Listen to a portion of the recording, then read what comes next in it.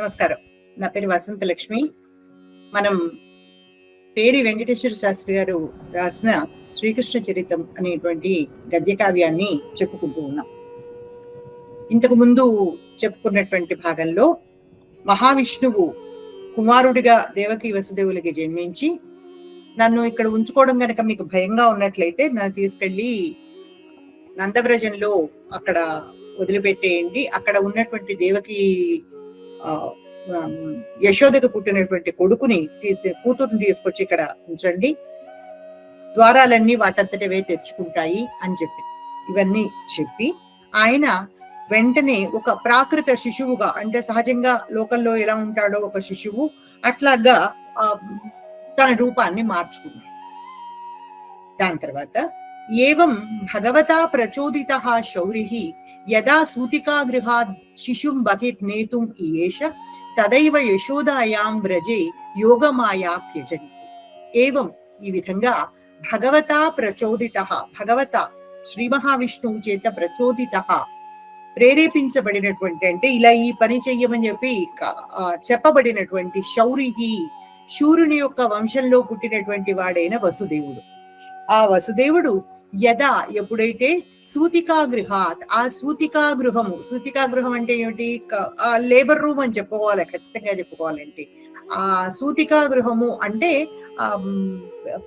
పిల్లల యొక్క జన్మ కోసమై ఉద్దేశించబడినటువంటి, పిల్లలు పుట్టడం కోసమై ఉద్దేశించబడినటువంటి ఆ రూమ్ నుంచి శిశుం పిల్లవాణ్ణి బహిర్నేతుం ఇయేష, బయటికి నేతుం తీసుకెళ్దాము అని ఇయేష మనసులో ఎప్పుడైతే కోరుకున్నాడో తదైవ అదే సమయంలో యశోదయందు అంటే నందవ్రజంలో నందుడి భార్య అయినటువంటి యశోదయందు వ్రజంలో యోగమాయ అపి అజని, యోగమాయ విష్ణుమాయ కూడాను కుమార్తెగా అక్కడ జన్మని పొందింది ఆవిడ. తన్మహిమ్నాచ ద్వారపాలకాః సర్వే చ పౌరాః నిద్రాపరవశాః ఆసన్.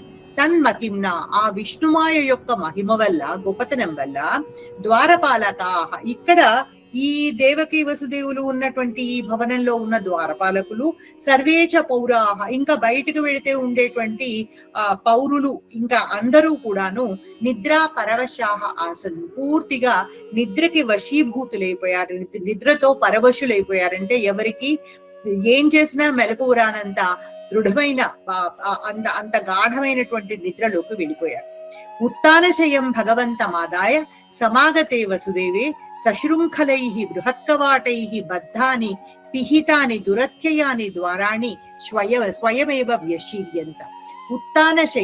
ఉత్తానశయుడు అంటే వెల్లకిలా పడుకుని ఉన్నటువంటి వాడనమాట, ముఖం పైకి ఉండేటట్లుగా వెల్లకిలిగా పడుకుని ఉన్నటువంటి భగవంతం ఆదాయ, శిశు రూపంలో ఉన్నటువంటి భగవంతుణ్ణి మహావిష్ణువుని ఆదాయ తీసుకుని చేతుల్లోకి ఎత్తుకుని సమాగతే వసుదేవుడు సమాగతే అక్కడికి రాగా, ద్వారాల దగ్గరికి రాగా, మళ్ళీ ఇది కూడా సతి సప్తమి, సమాగతే వసుదేవే సమాగతే సతి, వసుదేవుడు వచ్చినవాడు కాగా సశృంఖలైః బృహత్కవాటైః బద్ధాని పిహితాని దురత్యయాని ద్వారాని, అక్కడ ఉన్నటువంటి ద్వారాలు ఎట్లాంటివి అంటే సశృంఖలైః పులుసులతో కూడి ఉన్నటువంటి బృహత్ కవాటైః పెద్ద పెద్ద తలుపులతో బద్ధములైనటువంటివి, పిహితాని మూసి ఉన్నటువంటివి, దురత్యయాని దాటడానికి వీలు లేనటువంటివి అయిన ద్వారాలు. అంటే ఈయన ఏం చేయాలి, నగరం దాటి బయటకు వెళ్ళాలి. నగరం దాటి బయటకు వెళ్ళాలి అంటే నందవ్రజం ఎక్కడుంది అంటే ఈ మధుర నగరానికి ఆనుకుని యమున దాటిన తర్వాత నందవ్రజము ఉంది. అంటే ఇది రాజధాని కాబట్టి, మధురా నగరం రాజధాని కాబట్టి అది ఎట్లా ఉందా, దానికి ఉన్నటువంటివి కోట తలుపులు. ఆ కోట తలుపులు ఎలా ఉన్నాయంటే పెద్ద పెద్ద గొలుసులతో కూడి ఉన్నటువంటి పెద్ద కవాటాలు. మేబీ ఈ అగట్ట మీద నుంచి వాలవలసినటువంటి తలుపులు అయి ఉంటాయి, అవి పెద్ద పెద్ద కవాటాలు. ఆ పెద్ద తలుపులతోటి బద్ధాని కట్టబడి ఉన్నాయి, పిహితాని పైగా ఆ తలుపులు ఎలా ఉన్నాయి, మూసేసి ఉన్నాయి. మామూలుగా ఇంకో రకంగా అయితే దురత్యయాని, విష్ణుమాయ యొక్క సహాయం లేకపోతే, ఆ తోడు లేకపోతే దురత్యయాని దాటడానికి శక్యం కానివి అవి. అటువంటి ద్వారాలు స్వయమేవ వ్యచీయంత, వాటంతట అవిగానే తెరుచుకున్నాయి. ఉపాంశుగర్జితై పర్జన్యే వర్షతి అనంతః ఫణైరాచ్ఛాద్య శిశుం వారి నివారయామాస. పర్జన్యుడు అంటే ఏమిటి? మేఘాలు ఉపాంశు గర్జితై, ఉపాంశు అంటే పెద్ద ఎక్కువ శబ్దం రాకుండా చిన్నగా ఉన్నటువంటి శబ్దాలతో కూడిన ఉరుములతో వర్షిస్తూ ఉన్నాడు. అంటే మేఘాలు వర్షిస్తూ ఉన్నాయి, వర్షం పడుతూ ఉంది, బాగా ఎక్కువ వర్షం పడుతోంది. ఉరుములు అవి ఎలా ఉన్నాయంటే పెద్ద పెద్ద శబ్దాలు రాకుండా చిన్న చిన్న శబ్దాలతో ఉరుములు వస్తూ ఉన్నాయి అన్నమాట. అట్లాంటి వర్షం పడుతూ ఉండగా అనంతః ఆదిశేషుడు ఫణైహి ఆచ్ఛాద్య శిశు, తన పడగలతోటి శిశువుని అంటే పిల్లవాడిని ఈయనైనా పట్టుకుని తీసుకువెళ్తూ ఉంటే ఈ వర్షానికి బిడ్డ తడిసిపోకుండా ఫణైహి ఆచ్ఛాద్య, తన పడగలతోటి కప్పి ఉంచి వారి నివారయామాస, వారి అంటే నీటిని అంటే ఏమిటిదని? వర్షపు నీటిని నివారయామాస, నివారించాడు. అంటే బిడ్డ మీద ఆ వర్షపు నీరు పడి బిడ్డ తడిసిపోకుండా ఆపాడనమాట. గంభీర తోయౌఘ జవోర్మి ఫేనిల భయానకావర్త శతాకుల కలింద కన్యాపి శ్రియఃపతే బంధురివ మార్గందదౌ. సంస్కృతంలో ఒక ఇది ఏమిటంటే, ఎక్కడైనా ఒక కష్టమైనటువంటి పనిని, కష్టమైనటువంటి ఒక స్థితిని వర్ణించాలి అంటే అక్కడ కష్టమైనటువంటి సమాసాలు వాడతారు. కవులందరూ చేసేటువంటి ప్రయోగమే ఇది. ఇక్కడ కలింద కన్య అంటే ఏమిటంటే కాలింది, యమునా నది. యమునా నది యొక్క ఆ భయంకరత్వాన్ని వర్ణించాలి ఇక్కడ కవి. అందుకోసం దానికి ఏం చేశారు, దాన్ని ఆ యమునా నదిని రెండు కఠినమైనటువంటి సమాసాలతో వర్ణిస్తున్నారు. గంభీర తోయౌఘ జవోర్మి ఫేనిల, గంభీర అతి లోతైనటువంటి తోయ ఓఘ అంటే అతి లోతైనటువంటి నీటి యొక్క ఓఘ అంటే వేగం. ఆ వేగము యొక్క తోయౌఘము లేకపోతే తోయ సమూహం, అది నీటి యొక్క సమూహము, దాని యొక్క జవ వేగం వల్ల ఊర్మి ఫేనిలా పెద్ద పెద్ద తరంగాలు లేస్తూ ఉంటే ఆ తరంగాల తలుపు దీనికి, ఆ తరంగాల తలుపు ఆ వేగానికి ఫేనిలా పైనంతా ఫేనము అంటే ఏంటి? నురుగు తెట్టులాగా తేలుతోంది నది మీద. నది అతి లోతుగా ఉంది. ఆ లోతుగా ఉన్నటువంటి నీటి యొక్క అంటే ఎక్కువగా ఉన్నటువంటి నీరు, తోయౌఘము అంటే ఏమిటి? ఎక్కువగా ఉన్నటువంటి నీరు. ఆ ఎక్కువగా ఉన్నటువంటి నీటి యొక్క జవము వేగంతో పెద్ద పెద్ద తరంగాలు లేస్తూ ఉంటే, ఇప్పుడు సముద్రంలో కూడా పెద్ద పెద్ద తరంగాలు లేస్తే ఏమవుతుంది? తెట్టులాగా నురగ తేలి వస్తుంది. అట్లా ఫేనిలా అంటే ఫేనంతో కూడి ఉన్నది, నురుగుతో కూడి ఉన్నటువంటిది యమునా నది. భయానక ఆవర్త శతాకుల, భయానక అంటే భయాన్ని కలిగించేటువంటి ఆవర్త సుడిగుండాల యొక్క శతాలతో అంటే వందల కొద్ది సుడిగుండాలతో ఆకుల, అది చాలా వ్యాకులంగా ఉన్నటువంటిది, అల్లకల్లోలంగా ఉన్నది అయిన కలింద కన్యాపి, ఎప్పుడైతే నీటి వడి ఎక్కువగా ఉండి లోతు కూడా ఎక్కువగా ఉంటుందో అప్పుడు అక్కడ సుడిగుండాలు ఏర్పడతాయి. అట్లాంటి సుడిగుండాలు 1, 2 కాదు, వందల కొద్ది సుడిగుండాలు ఉన్నాయి. అట్లాంటి కలింద కన్య కూడా, అలాంటి యమునా నది కూడా శ్రీయఃపతే, ఈ శ్రీపతికి, శ్రీయఃపతి అంటే శ్రీ లక్ష్మికి భర్త అయిన విష్ణుమూర్తి ఆ దారి వెంట వస్తూ ఉంటే బంధురివ మార్గం దదౌ, తానేదో ఆయనకి బంధువులాగా మార్గం దదౌ దారి ఇచ్చేసింది, ఆయన వెళ్ళడానికి ఒక దారిని ఏర్పరిచింది. శౌరిరపి నిరుపరోధం నందవ్రజముపేత్య ప్రసుప్తేషు సర్వేషు గోపేషు యశోదాశయనే శిశుం నిధాయ తత్సుతామాదాయ పునః స్వగృహం ప్రావిశత్. శౌరి అపి, శౌరి అంటే సాధారణంగా కృష్ణుని కూడా శౌరి అనే పిలుస్తారు. ఎందుకంటే ఆ శూరుడి యొక్క వంశంలోనే ఈయన పుట్టాడు కాబట్టి ఈయన కూడా శౌరి అనే పేరుంది. ఇక్కడ శౌరి శబ్దంతో చెప్పబడుతున్న వాడు వసుదేవుడు. ఇంతకు ముందు కూడా చెప్పుకున్నాం ఇదే పేరుని మనం. శౌరిహి అపి, సూర్యుని యొక్క వంశంలో పుట్టినటువంటి వసుదేవుడు నిరుపరోధం అంటే తనకి ఏమాత్రము అడ్డంకి అంటూ ఏదీ లేకుండా, తనకి ఏ రకమైనటువంటి ప్రతిరోధము అనేటువంటిది లేకుండా నందవ్రజం ఉపేత్య, నందవ్రజాన్ని చేరుకున్నాడు. ఆ వ్రజభూమి అంటే ఈ యాదవులందరూ ఉండేటువంటి గోపాలకులందరూ ఉండేటువంటి చోటు, అది నందుడి చేత పాలించబడుతోంది కాబట్టి నందవ్రజము అంటున్నాను దాన్ని. ఆ నందవ్రజాన్ని ఉపేత్య చేరుకుని ప్రసుప్తేషు సర్వేష్వపి గోపేషు, సర్వేష్వపి గోపేషు అందరూ గోపాలకులందరూ కూడాను ప్రసుప్తేషు సత్సు బాగా గాఢంగా నిద్రపోతూ ఉండగా యశోదాశయని సరాసరి నందుడి ఇంటికి చేరుకున్నాడు ఆయన. యశోదాశయని యశోద యొక్క అంటే నందుడి యొక్క భార్య అయిన యశోద, ఆ యశోద మంచం మీద యశోద యొక్క పక్క మీద శిశుం నిధాయ ఈ పిల్లవాడిని తాను తీసుకెళ్లినటువంటి ఉత్తానశయుడైనటువంటి ఆ మహావిష్ణువుని శిశు రూపంలో ఉన్న మహావిష్ణువుని యశోద ఆ పక్క మీద ఉంచి తత్సుతామాదాయ ఆవిడ కూతురు అప్పటికే అక్కడ పడుకుని ఉంది, యోగమాయ పుట్టి అక్కడ పడుకుని ఉంది. ఆ తత్సుతామాదాయ ఆవిడ కూతుర్ని తీసుకుని పునః స్వగృహం ప్రావిశత్, పునః మళ్ళీ స్వగృహం ప్రావిశత్ వెళ్ళిన దారి వెంటే తన ఆ ఇంటికి తాను చేరుకున్నాడు.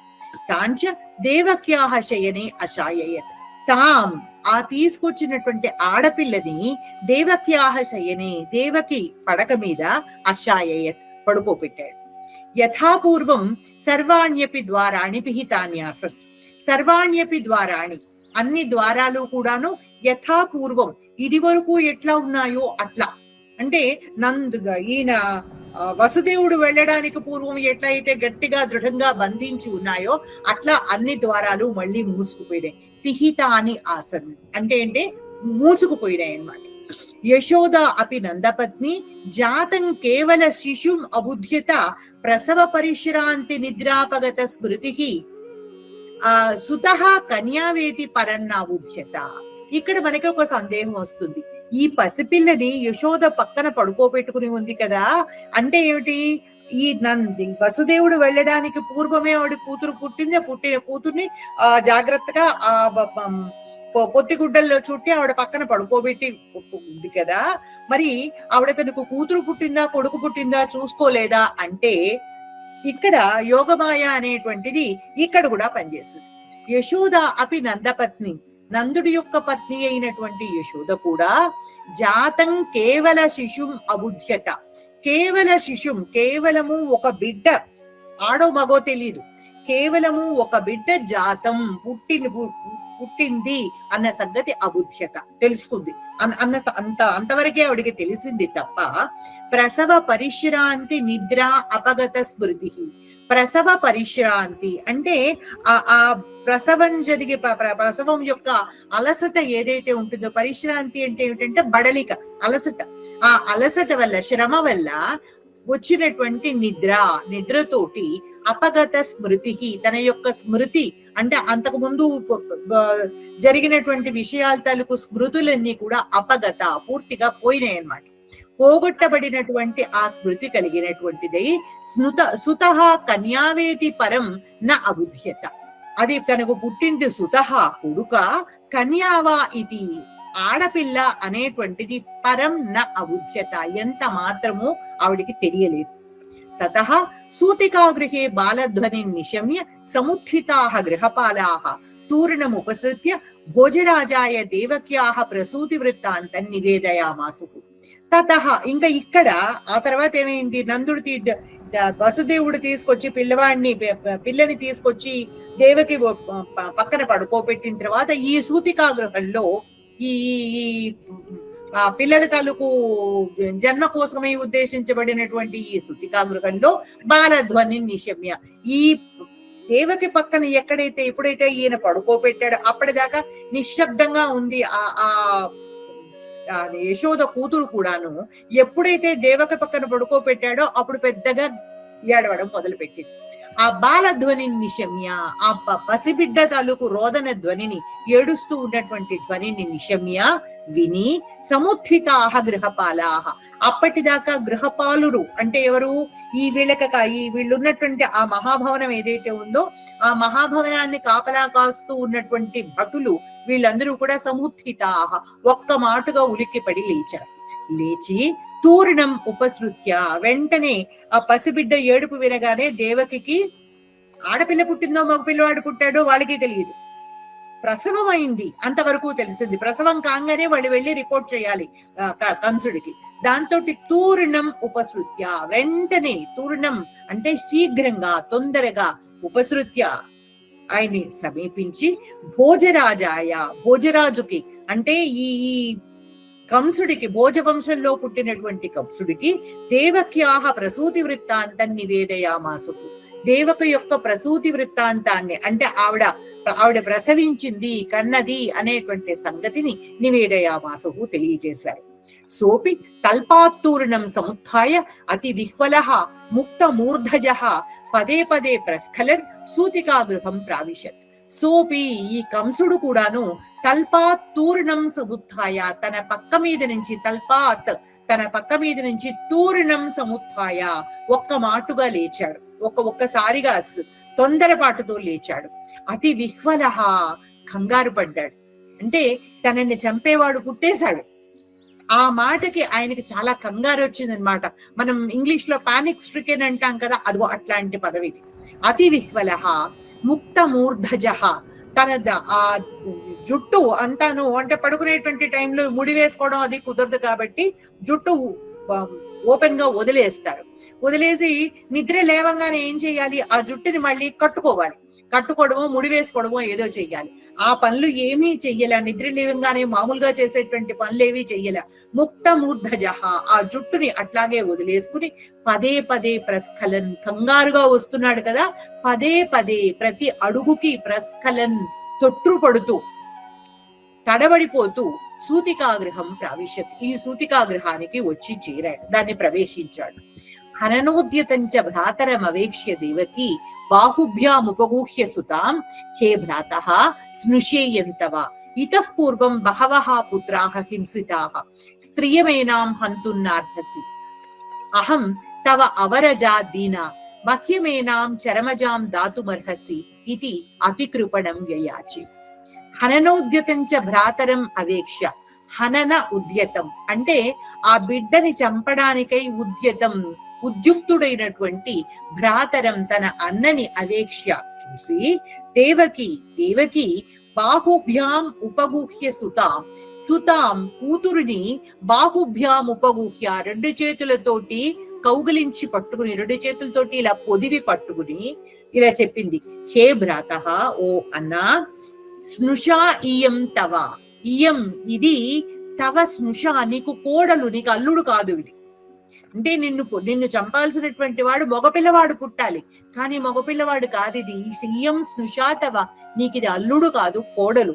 ఇతః పూర్వం బహవః పుత్రాః హింసితాః, ఇతః పూర్వం ఇంతకు మునుపు బహవః పుత్రాః చాలా మంది కొడుకులు హింసితాః నీ చేత చంపబడ్డారు. అంటే ఇంతకు ముందు నువ్వు చాలా మంది మగపిల్లల్ని చంపావు, వాళ్ళు మగపిల్లలు అన్న కారణానికి నేను కూడా నిన్ను వాళ్ళని వదిలిపెట్టమని చెప్పి అడగలేదు. కానీ ఇప్పుడు ఇది స్త్రియం ఏనాం హంతున్నార్హసి, ఇది ఆడపిల్ల. స్త్రియం ఆడపిల్ల అయినటువంటి ఏనాం దీనిని హంతున్నార్హసి చంపడం నీకు తగదు. అంటే ఆడపిల్లని చంపడమే పనికి రాదు, పసిపిల్ల పైగాను ఆ పసిపిల్లని చంపడం ఇంకా తప్పు, అది నీకు తగిన పని కాదు. అహం తవ అవరజా దీనా, అహం నేను తవ నీ అవరజా చెల్లెలిని, అంటే నీకంటే చిన్నదాన్ని అయినటువంటి సోదరిని, దీనా అతి దీన దశలో ఉన్నటువంటి దాన్ని, మహ్యమేనాం చరమజాం దాతుమర్హసి, ఏనాం ఈ చరమజాం ఆఖరుగా పుట్టినటువంటి ఈ బిడ్డని, మహ్యం దాతుం అర్హసి నాకు వదిలిపెట్టేయి, నాకు ఇచ్చేయి ఇది అని అతి కృపణం యయాచి అతి దీనంగా ఆయన్ని ప్రార్థించింది.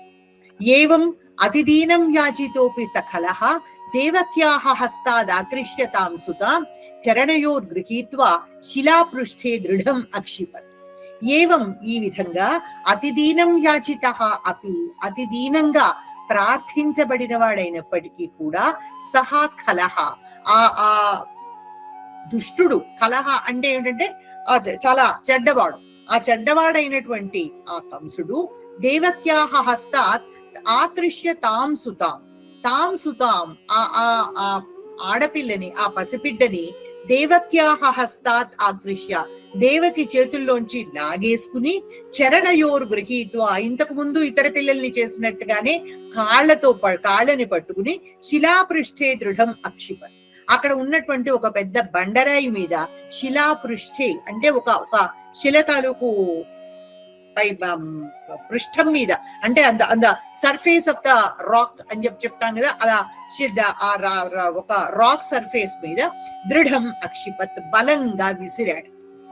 సద్యయేవ సా భగవతి యోగమాయ దివ్య స్రగంబరానేక రత్నాభరణ భూషిత సాయుధాష్టభుజ సిద్ధచారణ బృందైః ఉపకృత బలిభిః అభిష్టూయమాన దేవీ భూత్వా గగనే సాక్షాత్కృత్య ఇదముదాజహార.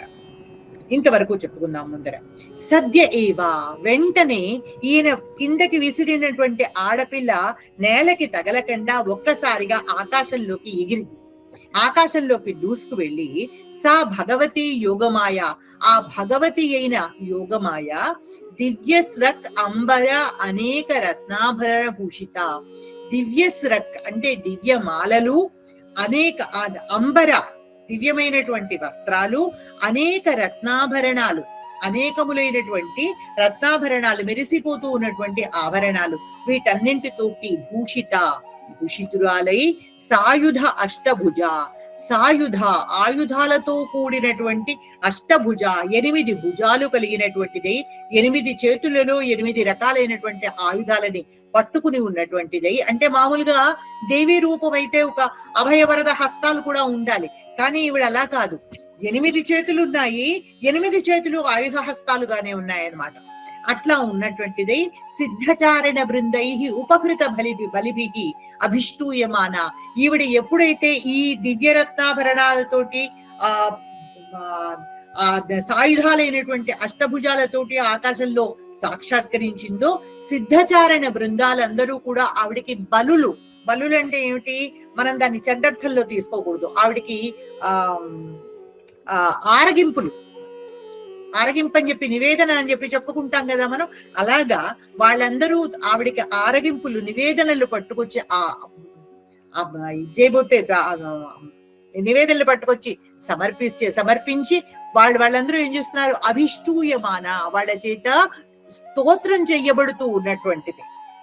ఇదేంటి, సిద్ధచారణులు బృందాలుగా వచ్చి ఆవిడకి బలులని సమర్పించి ఆవిడ్ని స్తోత్రం చేస్తూ ఉన్నారనమాట.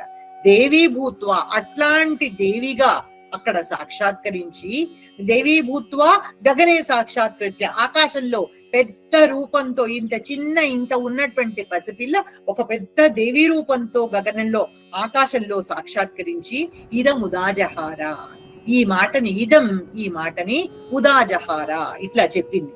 రే మూఢ కిం మయా హతయా ప్రయోజనం, రే మూఢ, ఓరి మూర్ఖుడా, మయా హతయా కిం ప్రయోజనం, నన్ను చంపితే ఏమిటి ప్రయోజనం, కుత్రచిత్తవ పూర్వశత్రుః అంతకో జాతః కృపణామిమాం దేవకీం మా హింసి, తవ పూర్వశత్రుః, నీకు పూర్వశత్రువైనటువంటి మహావిష్ణువు అంతకః నీకు అంతకుడై, అంటే నీ తాలూకు నీకు అంతాన్ని కలగజేసేటువంటి వాడై, నీ అంతు చూడ్డాని కోసమే వచ్చిన వాడై, కుత్రచిత్ జాతః, ఎక్కడో పుట్టేశాడు.